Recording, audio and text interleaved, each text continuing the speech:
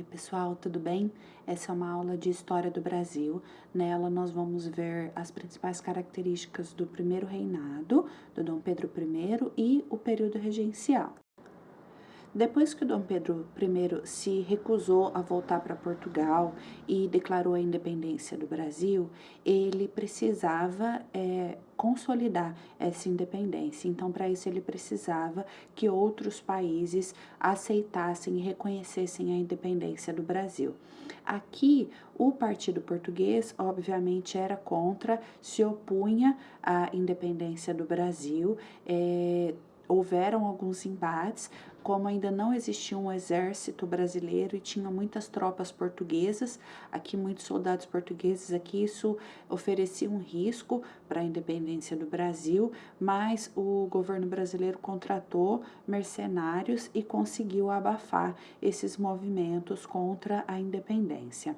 O Congresso de Viena, que tinha acontecido entre 1814 e 1815, que foi uma conferência, um congresso de embaixadores das principais potências europeias sobre que decisões seriam tomadas no contexto do colonialismo, eles tinham se manifestado contrário, eles eram contra que houvesse qualquer movimento nacionalista ou liberal na Europa ou qualquer novo movimento de independência na América das colônias europeias que haviam aqui. E nos Estados Unidos estava em evidência a doutrina Monroe, criada pelo então presidente dos Estados Unidos, que era uma doutrina, uma forma de se governar que buscava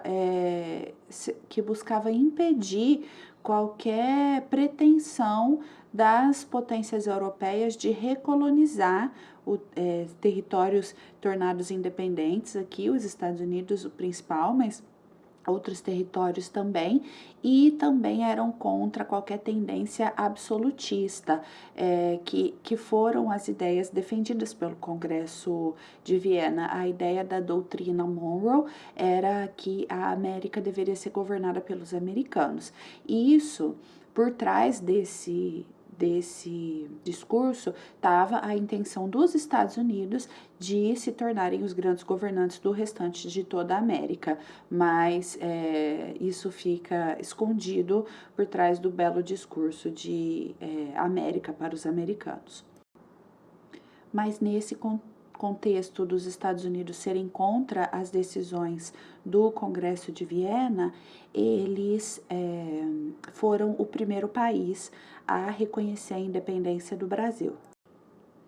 A independência do Brasil se deu num contexto bem específico, porque tinha muita desconfiança por parte das próprias elites brasileiras, porque o Dom Pedro era português, o pai dele era o rei de Portugal, então tinha medo de que ele virasse a casaca e voltasse a apoiar uma colonização do Brasil, e ao mesmo tempo outros países na América Latina que já tinham se tornado independentes e tinham adotado regimes republicanos, eles também não viam com bons olhos a presença de um imperador, de um império, de uma monarquia em território americano. Eles preferiam que se instalasse no território brasileiro uma república, assim como vinha sendo feito em outros países da América do Sul e da América Latina.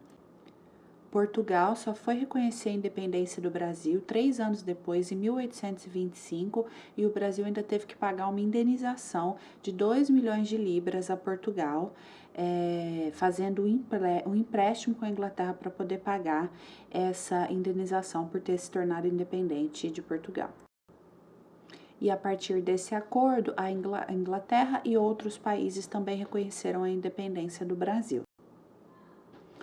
E então, como país livre, que não era mais uma colônia ou um vice-reino de Portugal, o Brasil então tinha que ter a sua própria Constituição. E aí se instalou uma Assembleia Constituinte, dia 2 de maio de 1823, constituída por 90 deputados que foram eleitos por 14 províncias, que eram como eram chamados os estados no período.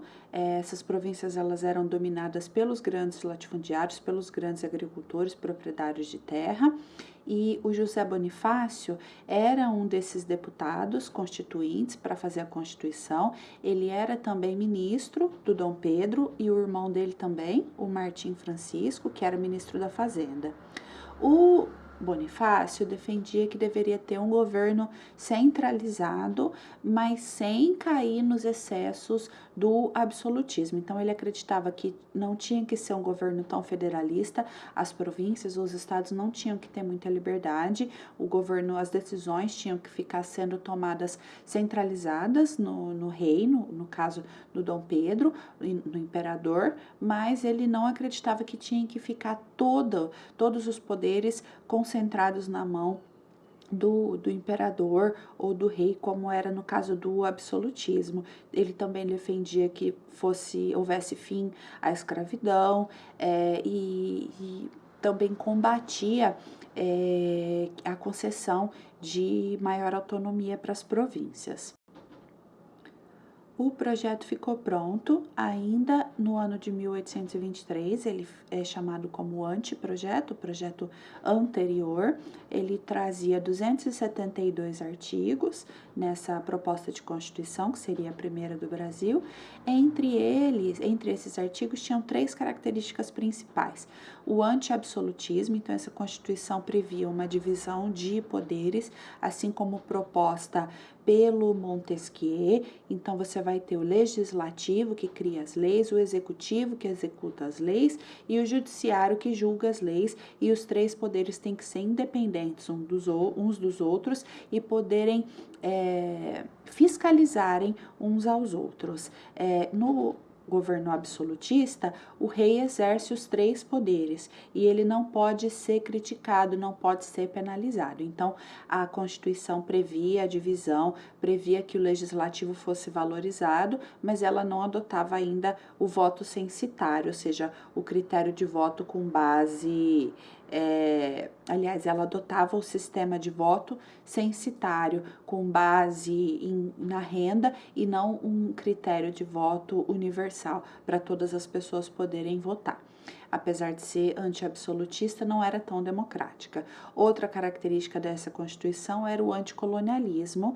Ela se opunha a qualquer tentativa de recolonização portuguesa e ela também era bastante marcada por uma xenofobia em relação aos portugueses. Ela proibia a participação deles em cargos da administração pública, por exemplo, porque até então todos os cargos eram dominados, os cargos públicos, o exército, o comércio, tudo que tinha de cargo melhor era dominado pelos portugueses. Então, ela tem essa característica xenófoba em relação aos portugueses, de proibir a participação deles, mas é preciso entender o contexto, que era procurando evitar o colonialismo português de novo em relação ao Brasil, também porque o Dom Pedro era português.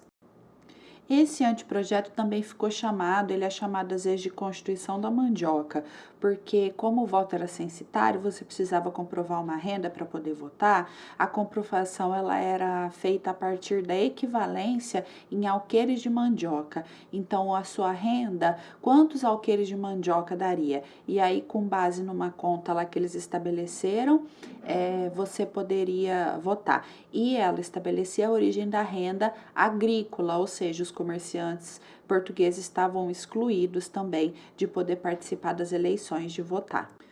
O Dom Pedro e o Partido Português não gostaram nem um pouco desse projeto de Constituição, e aí um artigo foi publicado num jornal que se chamava Sentinela da Liberdade, e esse artigo defendia a proibição de portugueses entrarem no exército brasileiro, porque dizia que eles não eram brasileiros, eles não deveriam participar, e isso acirrou os ânimos, e aí então o Dom Pedro pegou tropas que eram fiéis a ele, principalmente compostas por portugueses, mandou eles cercarem o Paço Imperial, onde os constituintes estavam reunidos. Isso foi dia 12 de novembro de 1823, eles dissolveram a Assembleia, vários deputados foram presos, vários deles foram exilados. Ele prometeu, Dom Pedro I prometeu que iria convocar uma nova Assembleia, mas ele não fez isso. O que ele fez foi convocar um conselho composto por 10 membros, um conselho de Estado, que era presidido pelo próprio Dom Pedro, e esse conselho que elaborou a Constituição, que é conhecida como a Constituição de 1824, que é o ano que ela foi promulgada, que é a primeira Constituição do Brasil. Ela foi outorgada, ou seja, ela passou a valer dia 25 de março de 1824. O Dom Pedro encaminhou o texto para as províncias para dar um tom de legalidade. Ele manteve algumas características do anteprojeto, como o voto censitário e a eleição em 2 níveis, municipal e federal, mas ele eliminou o critério agrícola da renda e ele instituiu o poder moderador, que é o poder que prevê que, apesar de ter uma divisão entre executivo, legislativo e judiciário, essa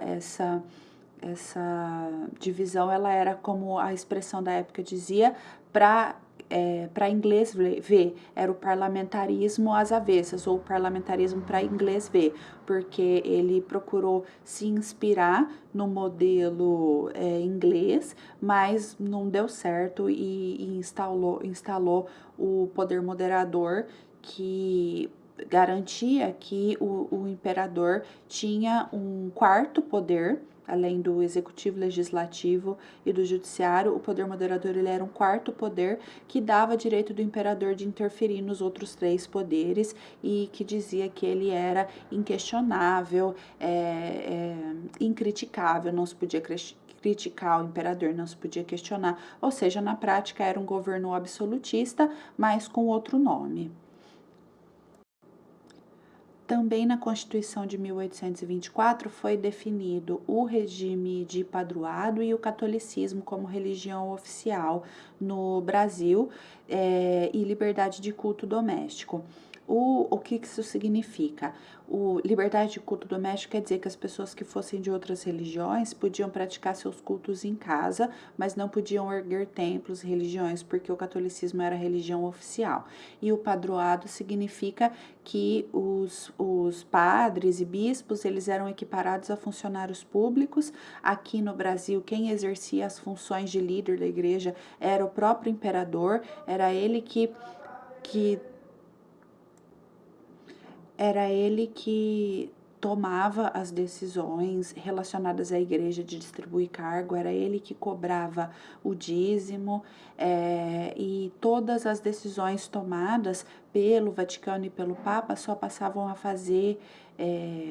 valer no Brasil depois que elas fossem aprovadas pelo imperador.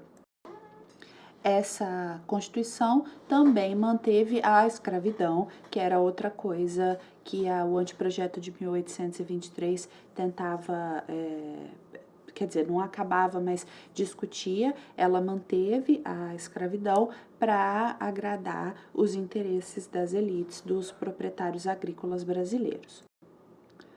O governo do Dom Pedro I foi bastante impopular, primeiro porque ele era português, então ele sempre teve uma desconfiança por parte das elites, de que ele iria em algum momento tentar recolonizar o Brasil para Portugal. Segundo, porque ele tinha essa característica de querer centralizar muito o poder e não permitir participação política das províncias e mesmo dos grandes proprietários de terra.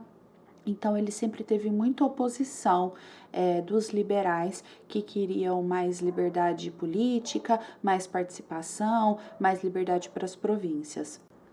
A economia brasileira nesse período era deficitária, o país continuava importando muito, praticamente tudo, e exportando alguns grandes commodities, como o açúcar, que estava sendo prejudicado pela concorrência com açúcar produzido pela Holanda nas Antilhas, por exemplo. Então foi um período ruim economicamente, um período que continuava se mantendo aquela crise econômica que já vinha se arrastando desde quando o Brasil ainda era colônia. Durante o primeiro reinado ocorreram várias revoltas populares, como a Confederação do Equador, que foi uma união de estados do Nordeste que queriam se separar do restante do país, por conta da insatisfação política e desses problemas econômicos, e também aliados à tradição liberal que tinha em Pernambuco e em outros estados que participaram da Confederação. Para poder abafar tentativa de insurreição, o Dom Pedro teve que contratar mercenários, e para isso ele precisou pegar empréstimo para financiar e também para pagar a apelação do exército e dessas tropas mercenárias que eram comandadas pelo Cochrane, famoso capitão Cochrane. Também durante o governo do Dom Pedro I ocorreu a Guerra da Cisplatina, que foi quando o território hoje ocupado pelo Uruguai, que tinha sido colônia espanhola e depois passou a ser território da colônia portuguesa, e depois ficou sendo território brasileiro depois da independência do Brasil. Foi quando eles se declararam independentes e teve todo um conflito e uma guerra para que o Brasil acabou perdendo e o Uruguai se tornou independente, então ela custou caro e o Brasil ficou endividado e ainda perdeu o conflito e perdeu um território. E, além de tudo, tinha o envolvimento do Dom Pedro I nas questões políticas de Portugal, porque quando o Dom João VI morreu, que era o pai do Dom Pedro I, o Dom Pedro I, que seria o sucessor dele, ele renunciou, porque ele era imperador do Brasil. Se ele assumisse como imperador em Portugal, seriam 2 vice-reinos de novo, e isso não era desejado nem por Portugal, nem pelo Brasil. Então, ele renunciou em nome da filha dele, a Maria da Glória, mas ela ainda era menor de idade. O irmão dele, que era o Dom Miguel, iria governar como regente até que a Maria da Glória se tornasse maior de idade, mas o Miguel acabou assumindo, deu um golpe e deu um golpe de Estado em 1828, e o Dom Pedro se envolveu no conflito, apoiou a filha, mandou recurso, mandou homens, e isso desagradou os brasileiros, que diziam que ele estava muito envolvido nas questões de Portugal. E aí, em 1830, o Líbero Badaró, que era um jornalista muito crítico da monarquia, muito crítico do Dom Pedro, o Dom Pedro chegou um momento em que ele perdeu o apoio de todos os jornais, e o Líbero Badaró, que era esse jornalista muito crítico, foi assassinado por partidários do Dom Pedro, e aí isso fez explodir ainda mais os ânimos em termos da insatisfação da população, e da mídia, e das elites, e do exército em relação ao Dom Pedro I. Chegou um momento em que ele perdeu o apoio de todo mundo. O Dom Pedro ainda tentou remediar a situação, formou o Ministério dos Brasileiros, o Ministério dos Portugueses, mas não deu certo. Ele estava a ponto de ter que enfrentar uma revolução em estados diferentes e perder o poder de vez, então ele renunciou dia 7 de abril de 1831 em favor do filho dele, o Pedro de Alcântara, que na época tinha só 5 anos de idade, era menor de idade, então aí se inaugura o período regencial, que vai de 1831 até 1840. Como o Pedro de Alcântara, que viria a ser o Dom Pedro II, ainda tinha 5 anos e ele precisava ter 18 para ser maior de idade e poder ser coroado imperador do Brasil, se inaugurou o período regencial, onde regentes, pessoas seriam escolhidas provisoriamente para governar em nome dele até ele chegar à maioridade, e o Dom Pedro se exilou e foi para Portugal. De 1831 até 1837, esse período regencial pode ser caracterizado por período liberal ou do avanço liberal, e depois, entre 1837 e 1840, o período conservador, também chamado de regresso conservador. Nesse contexto que a gente está falando, o liberal significava o partido político que defendia que as províncias tivessem mais autonomia, que os estados pudessem criar suas próprias leis, cobrar seus próprios impostos, impostos, ter sua própria polícia, estabelecer suas próprias regras. E os conservadores defendiam mais centralização política, então defendiam que quem deveria estabelecer as leis, os impostos, tudo deveria vir do governo central e não dos estados. Um dos regentes mais famosos desse período é o Diogo Feijó. Foi ele que estabeleceu a Guarda Nacional Brasileira. A Guarda Nacional, ela era uma espécie de milícia, porque ele, enquanto ministro da Justiça, ele percebeu que ele não podia confiar muito no exército para manter a ordem interna e para reprimir revoltas, e também porque o exército era pequeno. Então ele criou em 1831 a Guarda Nacional Brasileira. Era uma força paramilitar, de civis. Eles não eram militares, mas eles recebiam uma função militar. Eles eram recrutados nas províncias pelos líderes políticos, os chamados que recebiam os títulos de coronéis. Geralmente eram os fazendeiros, os donos das grandes fazendas, que recrutavam trabalhadores, pessoas ali das regiões, meio que clientes deles, para ser soldados nessa Guarda Nacional.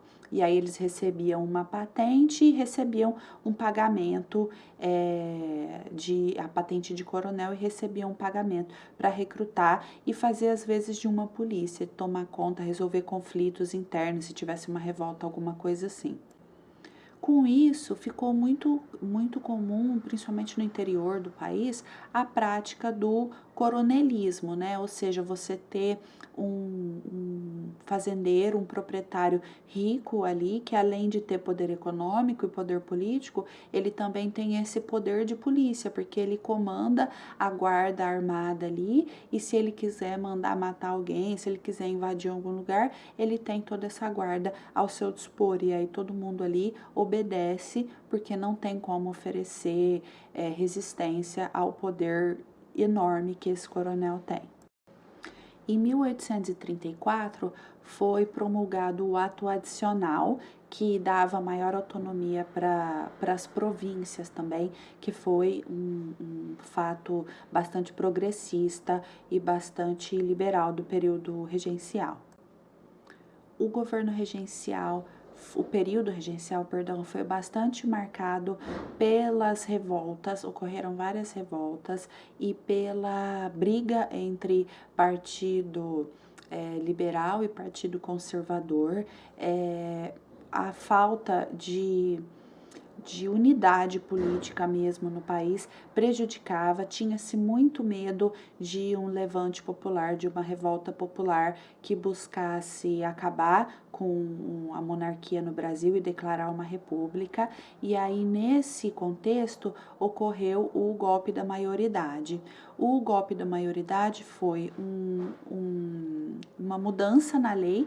A lei estabelecia que o Dom Pedro precisava fazer, o Pedro de Alcântara, né, o Dom Pedro II precisava fazer 18 anos para ele poder ser coroado imperador, mas aí alteraram a lei e colocaram que com 15 anos ele já podia ser coroado. E aí, dia 18 de julho de 1841, o Pedro de Alcântara foi coroado imperador como Pedro II, e aí se inaugura o segundo reinado.